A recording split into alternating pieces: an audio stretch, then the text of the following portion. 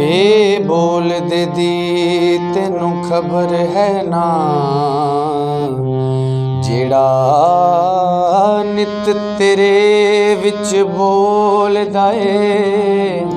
ਉਹ ਭੁੱਲਿਆ ਆਪ ਫਿਰੇ ਟੋਲੇ ਬਾਹਰ ਉਸ ਨੂੰ, ਵਾਂਗ ਮੁਰਗੀਆਂ ਦੇ ਕੂੜਾ ਫੋਲਣਾ।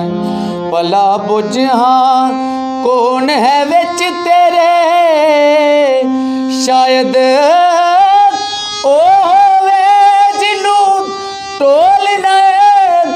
ਬੁੱਲੇ ਸ਼ਾਹ ਜੁਦਾ ਨਹੀਂ ਰੱਬ ਤੇ ਤੋਂ, ਆਪੇ ਆਵਾਜ਼ ਮਾਰੇ ਆਪੇ ਬੋਲਦਾ ਏ।